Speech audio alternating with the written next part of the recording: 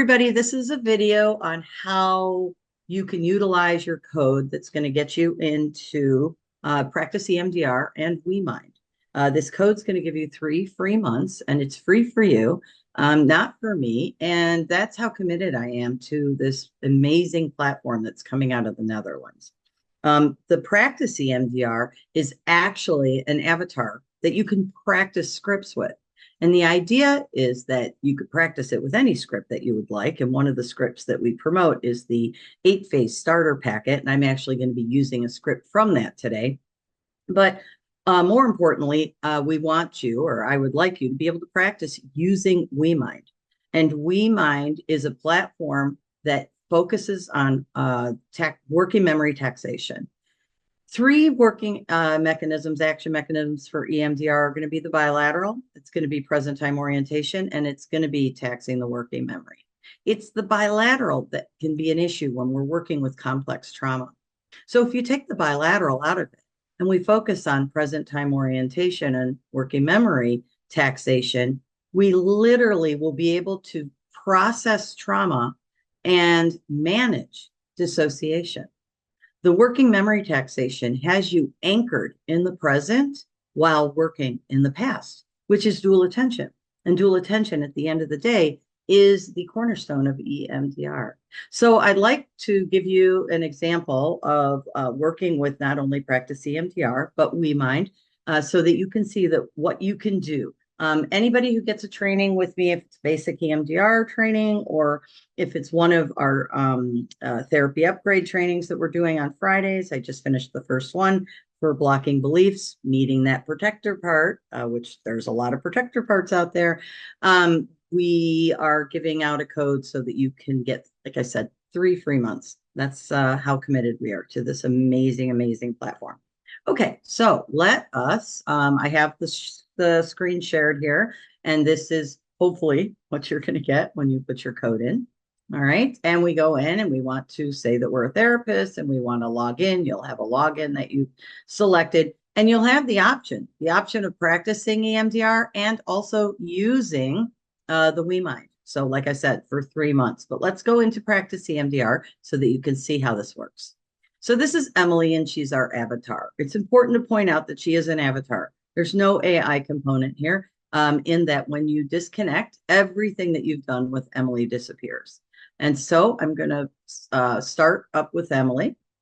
And they do create a transcript. So you can take that transcript and you can do anything you'd like with it. When I do my consultations with my therapist, I request that they practice a script and send me the transcript, and we can use it when in the teaching. I can use it in it when I'm doing a group, or I can send back a response that might be able to assist the client or the therapist with the actual script. Okay. All right, and I have the script from the EMD in the 8-phase starter packet, and so I'm going to put it right in here. And basically, you know, I've created a font that pretty much fits in the notes here. You can copy the note the minute that you're done, close out, which basically gets rid of anything that you've done here with the avatar. And then you can cut and paste it and put it right into one of your notes. Or like I said, you can email it to your consultant. Maybe that's me. Okay, so let's get going here with Emily. I use manual because I like to teach while Emily's thinking. There is going to be a little bit of a lag time, but that's really cool because we're going to use that downtime while Emily is thinking to come over here and practice our WeMind skills. So let's meet Emily. Hello, Emily. It's nice to see you today. I just want to check in and make sure you're okay working on that car accident that we had talked about last week. And like I said, there is a lag time. So we'll see what Emily has to say here. Hi. Yeah, I remember the car accident. It still brings up a lot of feelings. I guess I'm okay to talk about it today, but it's a bit hard. Okay, so now what I'm going to do is I'm going to go in and I'm going to start my phase 3. I've agreed with my client that this is what we're going to work on. She has agreed to it. And so my first questions, a round of questions, are going to be about the incident. I'm going to ask about the worst part. I'm going to ask about a snapshot. because that's how we fractionate when we're working with complex trauma. So that snapshot could be an excellent way for us to track how Emily is doing with the content. So here we go. When you think of that car accident, can you tell me what the worst part is?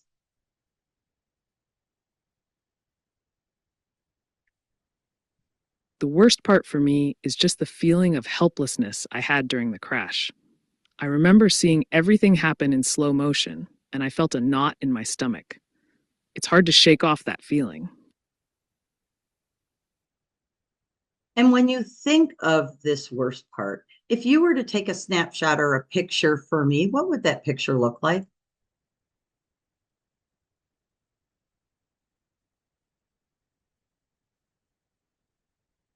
I think the picture would show the moment just before the impact. There would be this blurred view of the road ahead, and I remember seeing the other car coming toward us. My heart races just thinking about it. Everything felt chaotic and scary. Excellent. And if we were to come up with a negative belief or cognition, what would that cognition be?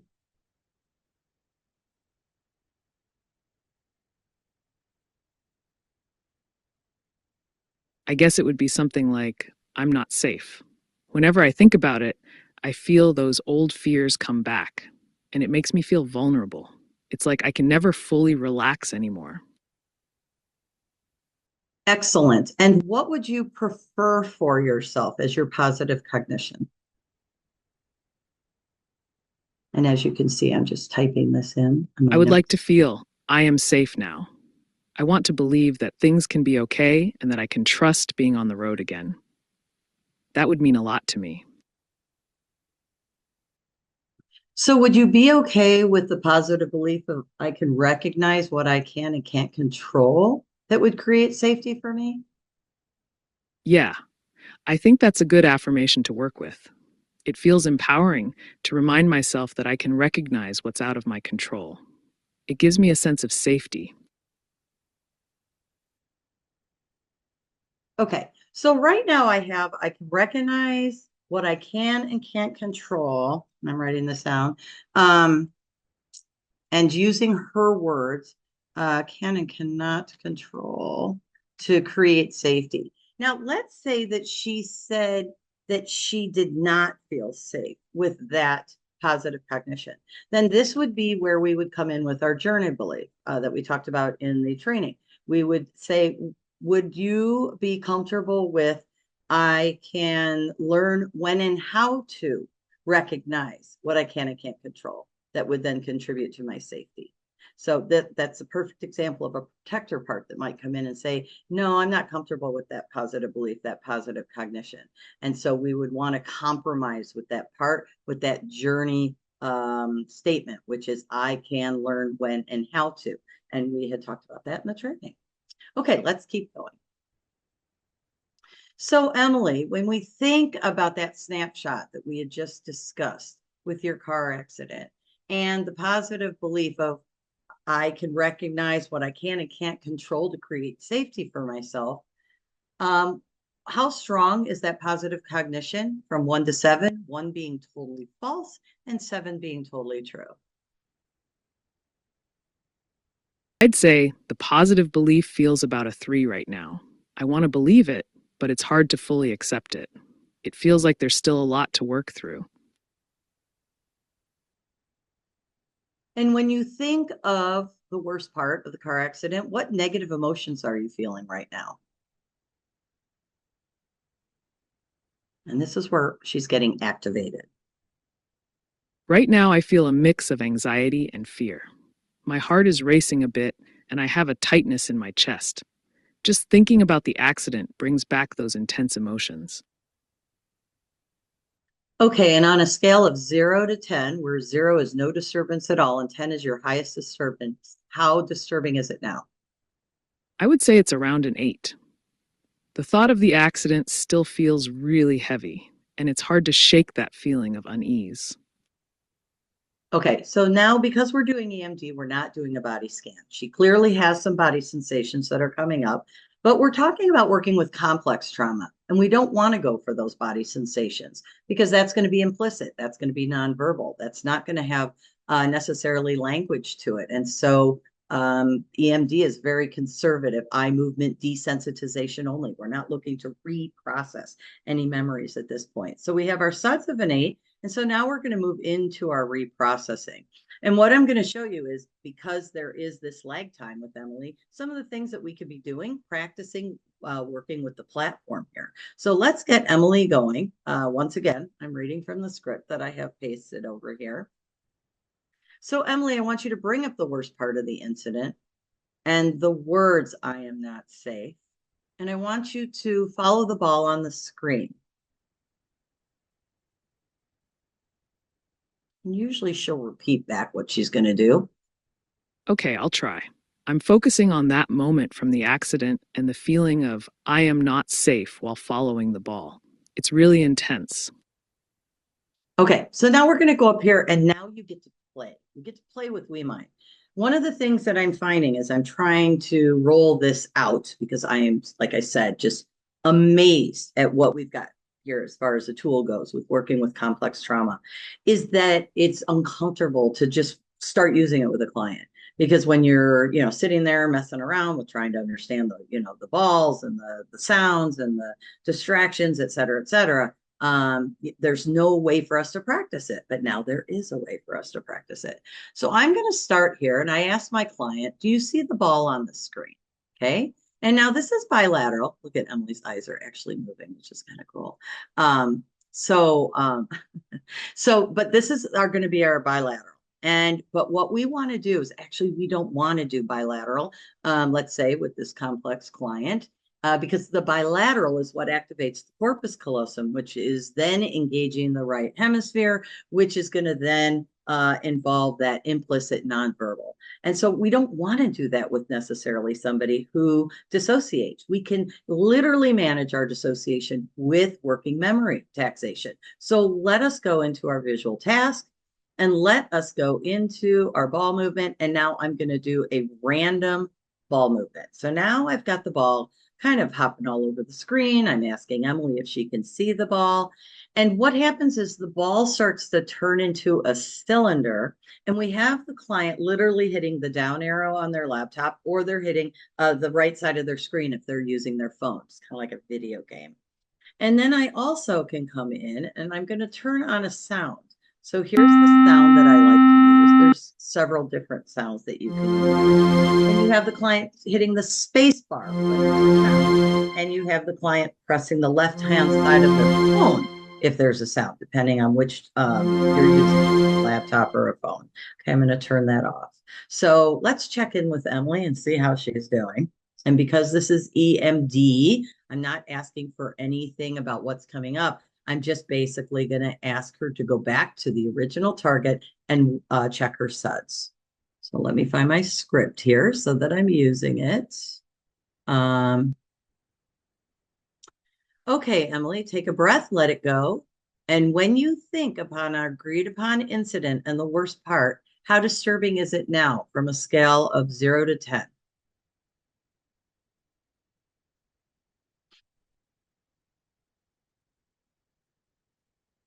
I think it's come down to about a 6 now. It still feels uncomfortable, but it's not as overwhelming as before. There's a slight sense of relief. So Emily, if you could just focus on that target and tell me disturbance 0 to 10, 0 not at all, 10 being highly disturbing, where would you rank it now? I think it's around a 4 now. It's still there, but it feels a bit lighter. I'm starting to feel a little more grounded.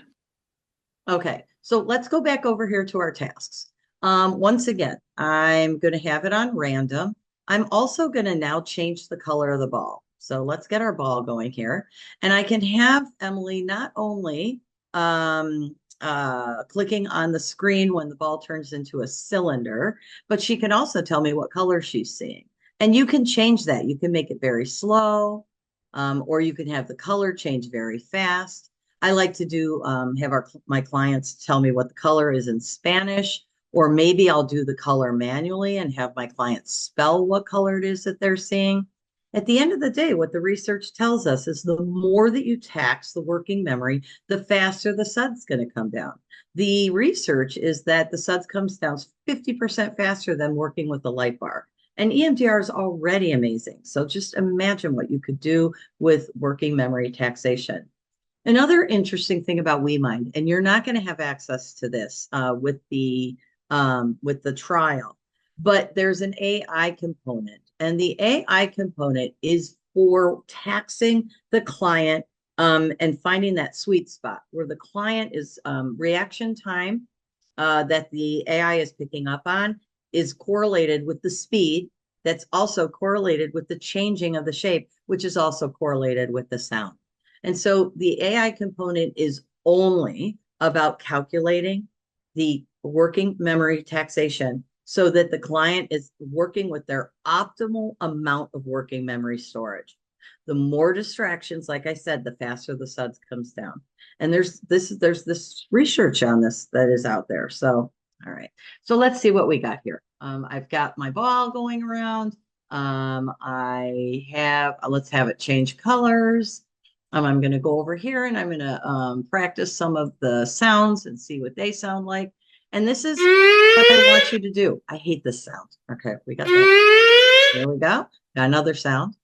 There we go. I have clients that request the really obnoxious sounds. I had one fell off the couch.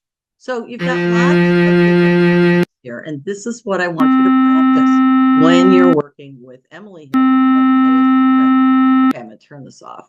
Also, we have bilateral beats. So here we've got the bilateral sounds. If I had earphones, the client could be hearing the right, left, right, left, right, left as a bilateral sound. A lot of our clients like that, especially when there's a lot of distracting noises that's external, even though distractions are actually our friend here. And then you can also go into a sound, a random sound. So let's turn some of these on and see what they sound like. So this is just a noise that comes in to be distracting, and you can turn that up to very fast. And then let's say I turn that off. I come over here. Let's say my client's going to do the bilateral sounds. Once again, you do need earphones for this or earbuds for this. Okay. All right. Let's check in with Emily and see how she's doing. So Emily, focusing on our agreed upon target, 0 to 10, how would you report your disturbance now?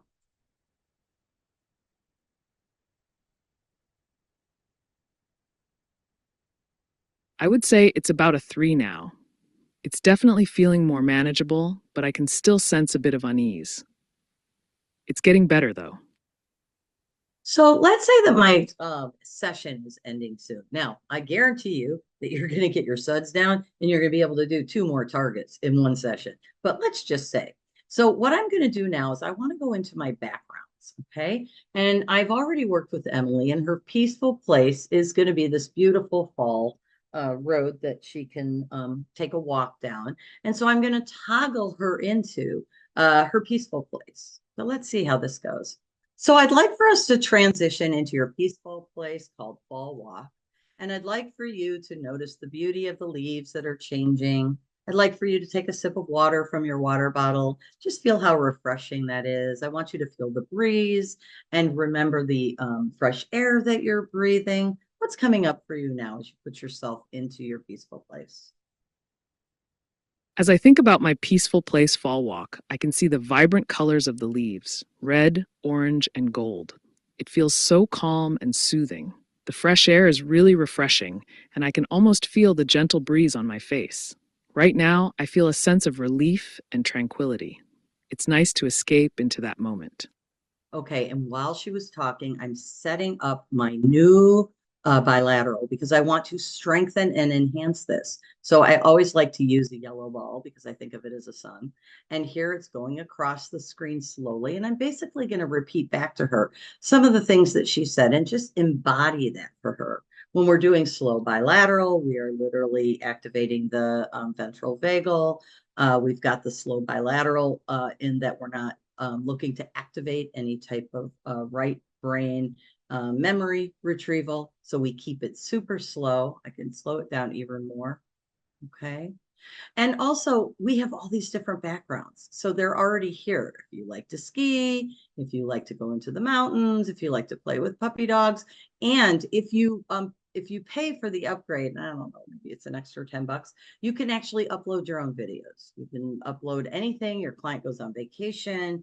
You can upload exposures. If your client's a drinker of tequila, we can put a tequila bottle up there. We can make it small. We can have the ball all over the place with the changing of the shape, with the sounds that are going off while the client's focusing on what their exposure is. If you do eating disorder work, you can have exposure foods. You put a Twinkie up there and you have the ball. Once again, you've got the ball, you've got the sound. And because we are using the working memory taxation, it is keeping you in the present moment. You are anchored in present time orientation, which is what's going to be managing that dissociation. It does not allow you to go into that default network where it would be pulling you into different types of dissociation. It keeps you external. Okay, so is there anything else I want to share here? I think I've got everything. I'm not going to obviously finish up the script. I just wanted to show you what you can do. You get used to working with Emily. Basically, like I said, I do a manual so that I can teach through it, and you can start practicing working with your WeMind. Because at the end of the day, working with the WeMind, you want to get comfortable with it. Once you're comfortable and that learning curve is taken care of, you're good to go with your clients. You can have a regular bilateral session because you can go in and, like I said, we can go into that horizontal with a very fast ball speed. You can add those bilateral beats by going into your audio. And the bilateral beats are right here. I don't want you guys to get like dizzy. So we've got the bilateral, so we can have the bilateral beats. We can have the bilateral regular EMDR session, putting your script right on the screen. And then I feel like there's one more thing. Oh, yes, parts work. Oh my gosh, don't even get me started. Parts work in WeMind is absolutely amazing. So if you want to set up parts work, if you want to set up two different polarized parts, the part that wants to drink, the part that doesn't want to drink, you've got your chairs and you put your two parts in the chairs, and I call it parts work on steroids. You get your WeMind going. Once again, the results are amazing. So you guys have some fun with this. You have the code for 3 months and it's free for you. So if you have any questions, just reach out. Thank you for coming to one of EMDR Chicago's trainings, and we'll talk to you all soon.